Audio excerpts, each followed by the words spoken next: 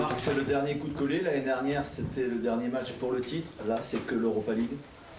Oui, malheureusement, les ambitions ont été revues à la baisse, dans la mesure où on a fait une deuxième partie de saison pas à la hauteur. Et donc voilà, mais c'est quand même une ambition de qualifier Bordeaux pour une Coupe d'Europe. Vous sentez que tout le monde a envie de cette qualification, ou on se dit c'est un dernier match, bon, on va faire ce qu'on peut? Non, je pense que tout le monde est concerné.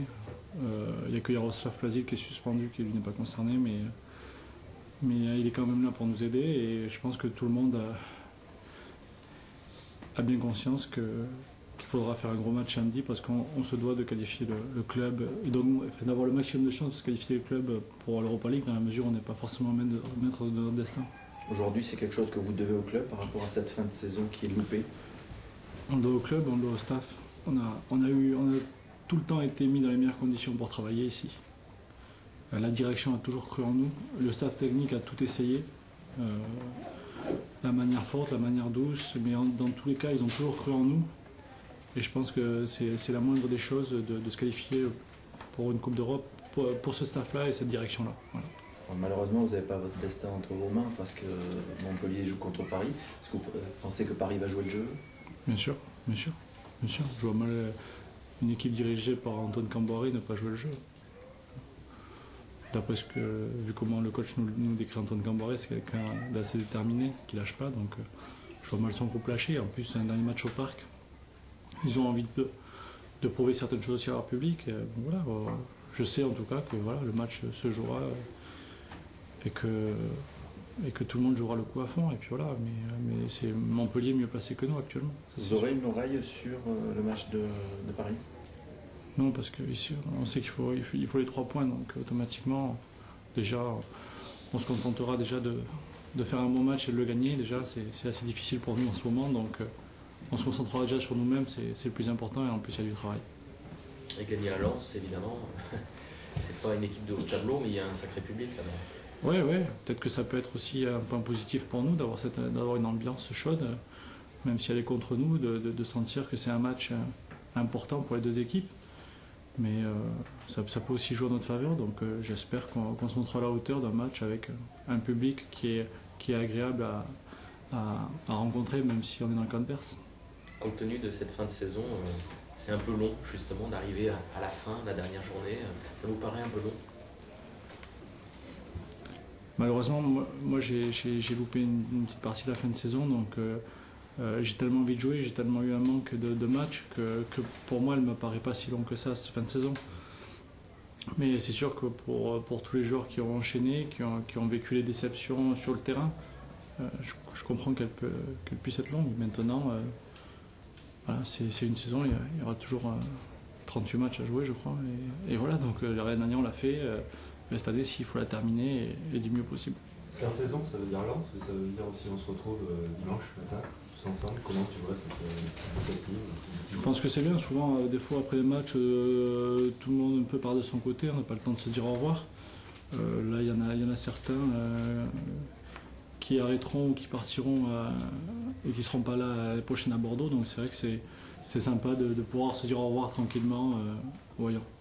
Est-ce qu'il n'y aura pas en filigrane peut-être le départ du coach aussi, le fait qu'il reste? Est-ce que c'est pas quelque chose qui va devenir vraiment important? Ça sera important samedi soir après le match. Pour l'instant, l'importance, c'est le match, mais c'est sûr que dimanche, il peut y avoir une bonne nouvelle.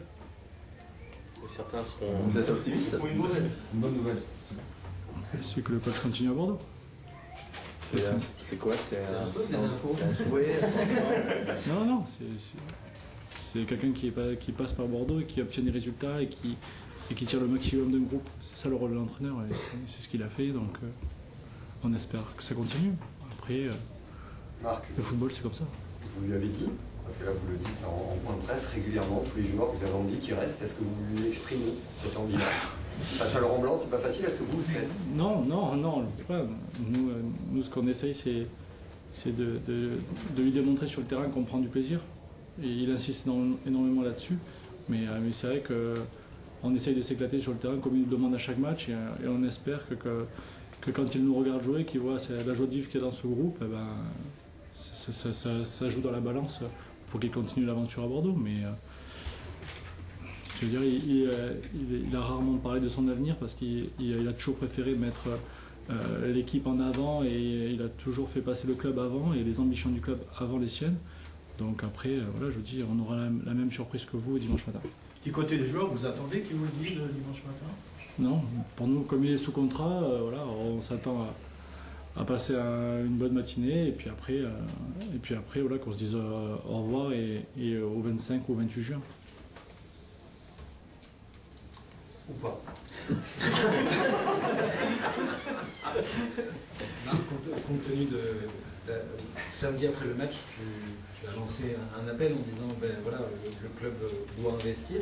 Est-ce que depuis tu as eu des retours d'une façon ou d'une autre, des discussions par exemple avec le président Non. J'ai croisé le président juste hier, il m'a félicité pour ce que vous savez et c'est tout. On n'a pas. Quand je vais en point de presse, généralement, si je dis quelque chose, c'est que je le pense vraiment. Et le président sait que quand j'ai quelque chose à dire, je le dis.